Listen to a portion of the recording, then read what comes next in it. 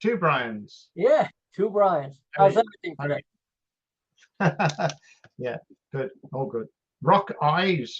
Yes, yes. My wife actually named the name of my site. Because Right?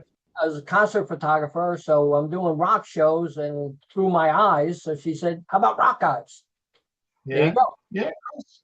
Of Cool, course. cool. Picture Well, of James. yeah, you Yeah, know, cool. Diamond Head. Man, you guys are legendary. You know, Thank you. cool, Thank you. cool. I mean,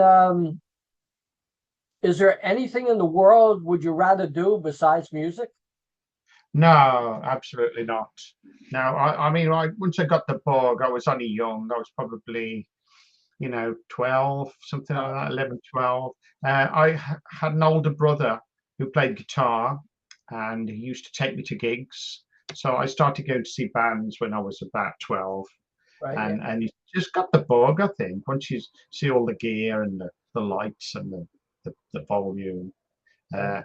Uh, I just got into it back then in the early 70s, and it's never left me really. Cool, cool. Was music your first job? No, I was a car mechanic when I left school. Uh-huh. My dad was a toolmaker, and he insisted that I learn a trade. Right. So, and also, of course, when you've got a day job, you can save your money and buy equipment. So I would buy a guitar and an amp and a car, Uh-huh. so I could transport it around. It was important to do that. I did that for nearly 4 years Mhm. before Diamond Head started getting, busier, and we started touring the UK and things like that. So, and eventually, I handed my notice in and became a full-time, professional musician. Cool, cool. Did I see behind you? You got a Judas Priest poster, and Saxon, Uriah Heep. Did you Yeah, yeah, that's from last year. did you ever get to see any of them early UK bands, British bands that really became popular? Well, I saw Judas Priest in 1975 when they opened for Budgie at Uh, Birmingham Town Hall, and it was 70 pence the tickets were.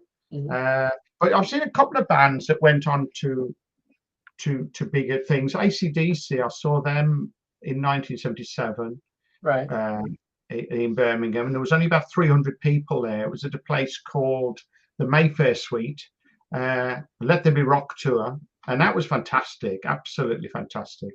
Right. Uh, Blew me away. But to be in a small club with AC/DC at their peak, Let There Be Rock with Bon was, the sweat was unbelievable. I've seen a few other bands go from zero to hero over the time. Yeah, great. Cool. Yeah, definitely. When you were younger, did you collect anything? Yeah, I collected. I don't know, stamps, things Uh-huh. like that. Little cars. The like Dinky and Corgi and all that lot. I had little cars, little model cars. Right. Yeah. And I had a train set as well when I was a kid, like a Hornby double O, I think. Uh, Right. Yeah. little trains, and I liked all the stuff that came with it, the houses and the shops and the trees and the tunnel and all that. I thought all that was brilliant, like a little model village or something. Cool. Yeah, definitely cool. You ever like look at a picture and like one of your old collector items and think in your mind, where is that now? uh, Sometimes, yeah. I don't know. I mean, it's all gone. I mean, I would have given it away or something, passed it down to generations. But I haven't kept. I've still got a few cars somewhere in the house. Yeah. Uh, and I've collected some magazines. I collected classic rock, and I've got some Kerrangs and things like that, Metal Hammer. But I'm not really a collector now. Right. I've got some CDs, I suppose, and LPs, vinyl. So, I'd collect probably more, but I don't want to be paying top dollar for like CDs and stuff. So Right. Yeah. maybe pick them up if I see them for the right price. Yeah. Cool, cool. Now back then, everything was vinyl, and then it switched to cassette and CD and download, and now back to vinyl again. Is that so cool? It is. It's very strange, and I would not have predicted that. I can understand it because there is something nice about vinyl and the artwork, the sleeves, and the ownership of the the thing rather than a plastic CD or a plastic cassette. It doesn't feel quite the same. Um, but I like the simplicity of a CD. I can put it on and it'll play, and I don't have to flip it over, and I don't have to worry about scratching it really, or crackles and pops. You don't get that, it's all digital. So I prefer CDs really for ease of use. But I did start out on vinyl, of course, and I've got a lot of probably classic albums on vinyl, Zeppelin and Sabbath and Purple and all those bands. I would have bought their albums in the 70s on vinyl, and I've still got them. Right. Yeah. I mean, talking to people, let's say a friend and stuff like that, and if you said you have any 45s, like, Yeah. what is that? A Oh 45? yeah. What's Oh, a no, 45? they Yeah, won't know. I've got probably a couple of hundred of them still. Yeah, and I don't want to get rid of them. I don't want to give them away. I don't know why. I just like to keep stuff, I suppose. Perhaps I'm a bit of a hoarder. Right? Yeah, yeah. I'm the same way. So, no problem with that. You remember the first album you bought? The first album I bought was Machine Head by no, the first album I bought was Led Zeppelin 2, Uh-huh. and the second album was Machine Head, Deep Purple. And I met Robert Plant because Robert Plant lives in this area, Uh-huh. 10 miles away or whatever. And so I got him to sign about 4 or 5 albums years ago. We met him at a charity event thing he was doing, and he signed some of the albums. So I've got that. But yeah, Zeppelin 2. Oh, cool, cool. Do you remember the first concert you went to, and did it make any Yeah, impact on you? yeah, of course. But again, my brother took me to see a band called Amon Doll 2, which Uh-huh. is a German krautrock band, and they played Birmingham Town Hall. And he liked them. He liked krautrock. He liked, Can and Tangerine Dream Right. and all them like Faust, Noy. Um, so he took me along, and I thought it was great. I didn't really know the songs or anything, but I think it was just the experience of being in a big room with lots of people and the volume and the lights and the equipment and all that. It looked great to me. I just thought, oh, this is exciting. I wouldn't mind doing that. So at some point, I probably got the bug, through my brother Dave, to want to be a musician and want to play the guitar and want to do concerts, play live in front of Right. people, right? Oh, yeah, definitely. Uh, when you went into music, what did your family think about that, and were they supportive? Yeah, there were, fortunately. My dad wanted me to get a job, he probably thought he couldn't probably see how you could make any money as a guitar player. Right. Funnily enough, but my mother was always very encouraging and used to say I was really good and things like that. What was I saying? Lost me track. What did your Yeah, family think? encouraging. Yes, they did really. I mean, they let us practice. So I formed the band in my bedroom when I was still living with my parents, and I'm like 16 years old. Right. And they were okay about us practicing in the bedroom. We built a little drum kit out of plastic tubs and what have you, and I borrowed my brother's guitar.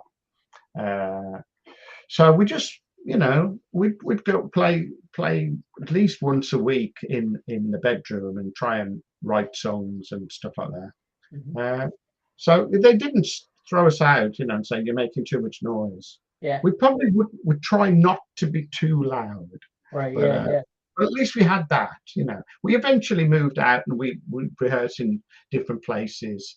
There didn't seem to be any rehearsal rooms in Right. the early 70s. We didn't know any. There might have been one in Birmingham, but there was nothing around Stourbridge. So we'd rehearse in a factory, and we rehearsed in somebody's garage and things like that. Right. Yeah. Now, when you do a show and stuff like that, and you have hundreds of thousands of people waiting to get your autograph, well, what goes through your mind after all these years? I've never I've never had hundreds of thousands of people asking for my autograph, thankfully, because that would take a while, wouldn't it? That would take probably a week or something. Yeah. But no, I don't know what goes through my mind. I just think I suppose it's a long way to the top. I've been doing it for nearly 50 years, Right. and I'm not at the top. I'm nowhere Right. near the top. The top's a long way up. But I'm up the ladder. I'm up the ladder at more than a lot of bands. And just to escape Stourbridge really was something, to make records and play venues all over the world as being an achievement. And I still get excited about playing live and going to different countries that I've not been to before, or play festivals I've not done before and things like that. I look forward to them. It's still exciting to me. It's not like a 9 to 5. Right. Well, cool. Is music everything that you thought it would be going into music, say when you were from 16 years old all the way to now? Is it like the perfect job? I wouldn't say it's a perfect job, but yeah, there's nothing else I'd really want to do, and I don't think I'm particularly good at anything else. So I think I've spent so much time with the guitar practicing. I practice every day, that it's what I do best, and there's nothing else. I wouldn't put the guitar down and say, okay, I'm going to become a carpenter or something. There's no way. I just stick at it. And I've played in all kinds of bands, like covers bands, tribute bands, and whatever it was. But as long as I can keep playing, I'm okay. I think if I had to stop, I'd worry a bit. It might do something to me mentally. I'd struggle not having that job sort of satisfaction of being in a band and playing the guitar. I think it's good for my what's the word? Just satisfaction, self-esteem, that I'm good at something. Cool. Is there any band right now, a newer band, that think they could reach the achievement that you have now? Yeah, probably. Uh, Yeah, probably. There's a few bands. I've seen a band on YouTube a few times called the Southern River Band. I like them. There's a couple of British bands. There's one called Witch Hazel and Green Lung, and there's a couple of bands I've seen that could have some longevity.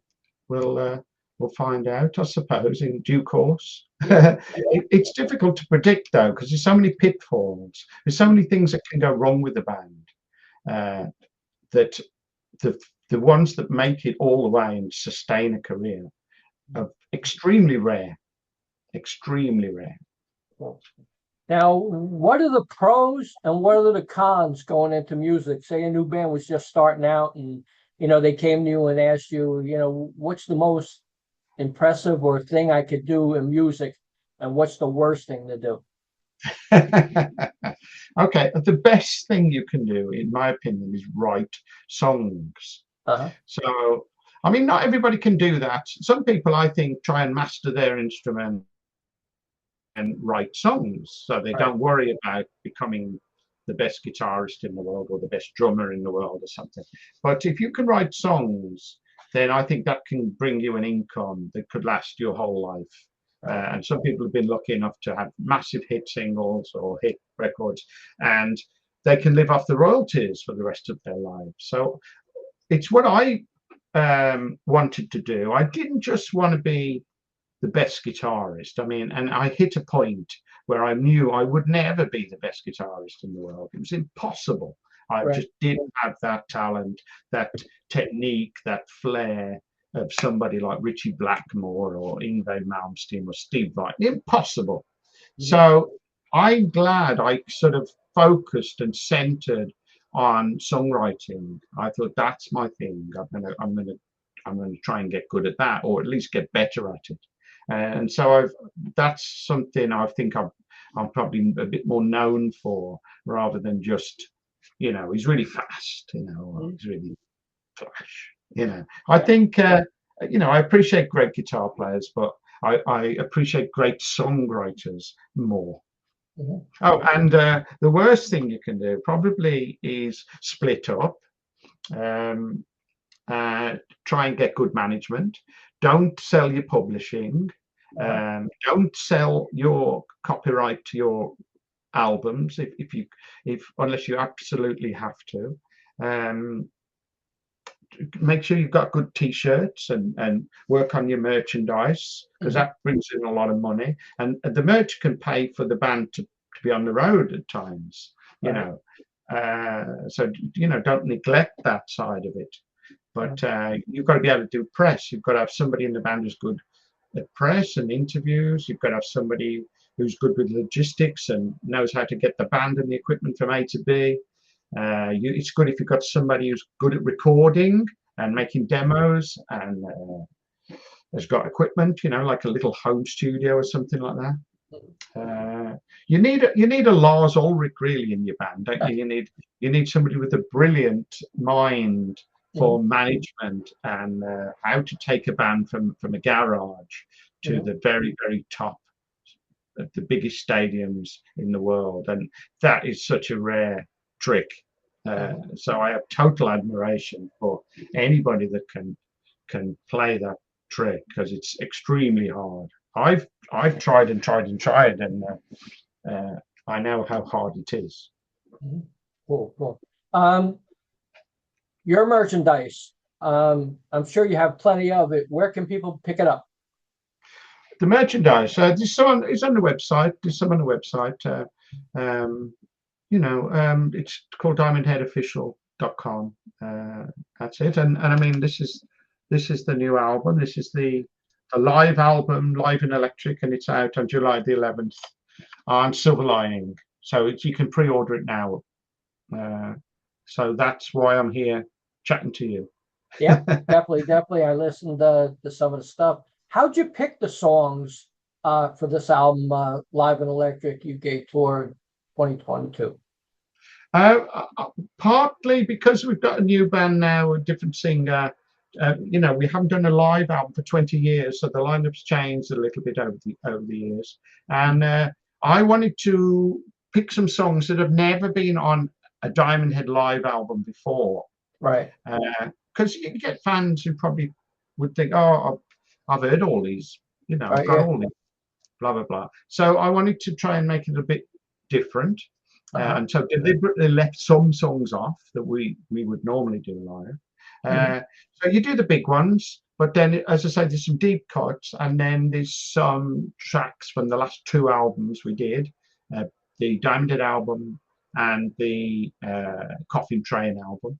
So Mhm. they've never been on a live album, and I thought, let's try and make a good blend of classics and new and deep cuts. Cool, cool. And you get 12 tracks. Yeah, So, you give the people a bang for their money, you know? Yeah. hopefully it's value for money. Yeah, it's probably an hour long. Some of the songs are really long. Am I Uh-huh. able to about 8 minutes long on this? And Helpless is long, and the Prince. So yeah, there's some long songs. Cool, cool. Now, when you do a live show or a festival or whatever, is there anything particular you ask for on your tour rider? We always ask for waters. We we like to have some tea if possible, cup of tea. So maybe some tea bags and sugar and milk, some snacks and maybe chocky, things like that.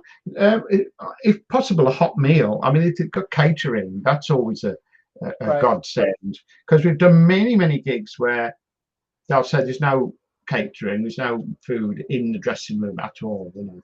And then, so it's like, okay, well, you've got to go and find your own food. So comes the end of sound check, you might have 2 hours before you're on, and you end up going out into the high street and looking for shops like fish and chips or burgers or pizzas or something. And that's not always what you want, especially night after night, you know. So when there is catering, I really appreciate that they've made some lovely hot meal for us. That just good food can help change everybody's mood and help keep you healthy for the rest of the tour. If you're out on tour for 5 weeks or something and you're living on pizzas and McDonald's, it's not going to end well. Cool. Do you do any cooking at home? I do all the cooking. Yeah, tell me what something good you cook. Oh, I do spag bol and things like that. I've just been doing fajitas, you know, chicken fajitas. I don't know. We do stuff in the slow cooker. I'll put in, you know, like a sauce, like a lemon chicken or a curry sometimes, you know, with rice. Things like that. Cool. What was the last concert you attended?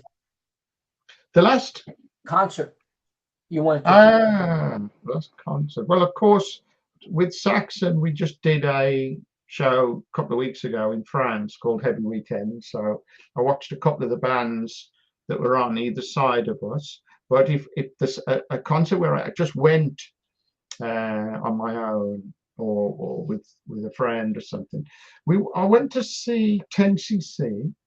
I went to see Blaze Bailey's band, Blaze Bailey, you know. I went to Stone Dead, the festival, not long back. What else have I seen? I can't remember. There was another one, but I saw Glenn Hughes recently. About maybe 6 months ago in Wolverhampton. But Saxon have been really busy this year. We toured Europe to start of the year in February. Then we've been to Texas, we've been to Japan, and we've been to South America. So you know, I've been away more than I've been at home really so far this year. And so I haven't had a lot of chance to go and see bands. And very often when I come home, I don't want to go and see bands. I want to relax a little bit and spend time with my family. You know, don't want to have my ears bombarded again. Cool. Is there any musician that you never met that you'd like to? Yeah, I'd like to meet Richie Blackmore because he's not only an incredible player and writer, but he helped me, you know, take it seriously. Really, I also listened to things like Highway Star and Pictures of Home. I've thought if I'm going to get good, I have to practice. He kind of influenced me to practice to try and play like that, because that is obviously, you know, beyond my capabilities. But it gave me something to aim for. So I'd like to meet Richie Blackmore. Yeah. Cool. Is there any endorsements you like to mention? Yeah, well, I use Gibson guitars. They did me a nice deal last year. I bought a white Flying V from them at the Gibson Garage. That's all I can think of off the top of my head. Cool. When you go to pick out a new guitar, is there any specifics that you look for? Yeah, I'm looking for a specific guitar. I don't want to pick anything up. I always keep my eye open for Les Paul standards with the 60s neck and Flying V's. Really, I think they're the main two guitars. Right. Yeah, I've got a couple of other guitars. I've got a Taylor, but yeah, Gibson mainly. Cool. Is there any shows in the future coming up, and is there a chance Diamondhead reach the United States? Not at the moment now. I mean, since I joined Saxon, we've had to put Diamondhead on hold really, because we can't book gigs because you know, you book 6 months in advance, 9 months in advance. So if we book a gig for, say, where are we? You know, say Christmas or something, then there's a chance that a Saxon gig could come in and land right on top of it, and I'd have to do the Saxon gig. I'd have to, we'd have to cancel the Diamond gig, Right. and everybody'd be disappointed, let people down, promoters, etc. So we just all decided. Well, I mean, it was mainly me, but it made perfect sense to sort of put the band on hold, give it on hiatus for a couple of years, and let's just see what happens in regards to me being in Saxon. Is it difficult, you know, to split your time between Diamond Head and Saxon? Yes, it is, and for that reason, I didn't want to split myself too much. You know, spread myself thin. I wanted to be able to focus on Saxon, concentrate, because of course, as soon as I joined, I'm learning the set, but also writing for the album which came out last year, Hellfire and Damnation, and now we're writing for the next Saxon album, which will be out the end of next year. So it's, you know, even on downtime, I'm sort of working on new material and thinking about new material to be doing Diamond Head as well. I feel like I've done Diamond Head since I was 16, so I've given it, you know, everything I've got. So it's quite nice to have a break from it, to be doing something different, playing with different musicians, and you know, be several rungs up the ladder. Cool. What's your feelings on paid? How are we for time? Sorry, how are we? Oh, nearly time. Okay. What's What's your feelings on paid meet and greets? I don't really like it. I can understand why some bands do it because they say it helps keep the band on the road, but I don't know if we've ever done it. Diamond Head's never done it. I think there was a few Saxon dates when we toured the US last year with Uriah Heep. There was some meet and greet, paid meet and greets, but of course nothing to do with me. I didn't set it up. But I don't think I'd pay. You know, if say, I don't know, some band came round, I wouldn't necessarily pay £100 to go and meet them and have a photograph with them or something. But you know, some fans love it so much they want to do things like that. They want to get selfies and things, and if you've got the money and you can afford it, I suppose why not? But it's not something I personally would do. Well, Brian Tatler, Diamond Head Saxon, congratulations on the new album, Live and Electric. Yeah. Make sure everybody goes picks it up, and that's July 11th, right? Yes, July 11th. Cool. It was great talking to you. Real inspiration to music fans around the world. And thank you very much. Would you like to say anything to the fans? Well, just hope you like the new live album. If you can pick up a copy, check it out.